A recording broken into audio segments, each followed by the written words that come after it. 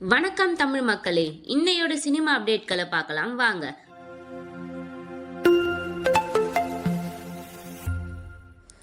நடிகர் ரஜினிகாந்த் நடிப்பில் கடந்த ஆண்டில் வெளியான படம் ஜெயிலர். நெல்சன் திலீப்குமார் இயக்கத்தில் உருவான இந்த படம் ரசிகர்களை வெகுவாக கவர்ந்து சூப்பர் ஹிட் அடித்தது.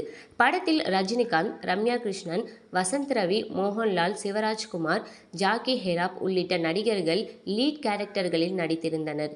தமிழில் ரஜினிகாந்த் மாஸ் காட்டிய சூழலில் தெலுங்கு, கன்னடம், மலையாளம், ஹிந்தி என ஒவ்வொரு மொழியிலும் முன்னணி நடிகர்களை இந்த படத்தில் இணைத்திருந்தார் நெல்சன் திலீப்குமார்.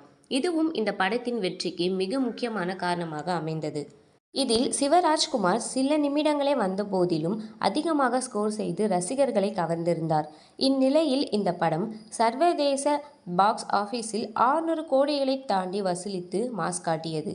இந்த படத்தை தயாரித்திருந்த சன் பிக்சர்ஸ் இந்த வெற்றியை படக்குழுவினருடன் இணைந்து கொண்டாடியது. இந்த படத்தை தொடர்ந்து அடுத்ததாக ஜெயிலர் 2 படத்தை தயாரிக்க உள்ளது சன் பிக்சர்ஸ். இந்த படத்தின் ப்ரீ புரொடக்ஷன் பணிகளை இந்த மாதத்தில் நெல்சன் திலீப்குமார் துவங்க உள்ளதாகவும் படத்திற்கு ஹுக்கும் என்று பெயரிடப்பட்டுள்ளதாகவும் கூறப்படுகிறது. முன்னதாக லோகேஷ் கனகராஜ் மற்றும் ரஜினிகாந்த் கூட்டணியில் கூலி படத்தை சன் பிக்சர்ஸ் தயாரிக்க உள்ளது. இந்த படத்தின் ஷூட்டிங் வரும் 10ஆம் தேதி துவங்க உள்ளதாக அறிவிக்கப்பட்டுள்ளது. இந்நிலையில் இமயமலையில் சுற்றுப்பயணம் மேற்கொண்டிருந்த ரஜினிகாந்த் தற்போது சென்னை திரும்பியுள்ளார். இன்னும் சில தினங்களில் இந்த படத்தின் ஷூட்டிங் துவங்க உள்ள சூழலில் அதற்காக தன்னை ரஜினிகாந்த் தயார்படுத்திக் கொண்டுள்ளார்.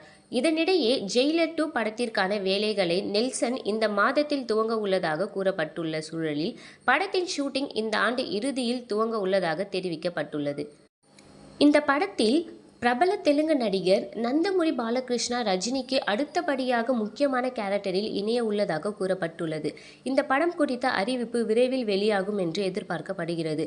படம் பேன் இந்தியா படமாக உருவாக உள்ள சூழலில் முன்னதாக ஜெயிலர் படத்தை போலவே இந்த படத்திலும் ஒவ்வொரு மொழியிலும் முன்னணி நடிகர்களை நெல்சன் திலீப்குமார் இணைப்பார் என்று எதிர்பார்க்கலாம். இதனிடையே ஜெயிலர் படத்தை போலவே ஜெயிலர் 2 படமும் அதிரடியாக அமையும் என எதிர்பார்க்கப்படுகிறது. இது போன்ற சினிமா அப்டேட்களை ஷார்ட் அண்ட் ஸ்வீட்டாக தெரிஞ்சுக்க மறக்காம எங்கள் சேனலை சப்ஸ்கிரைப் பண்ணுங்க. தேங்க்யூ ஃப்ரெண்ட்ஸ், பாய்.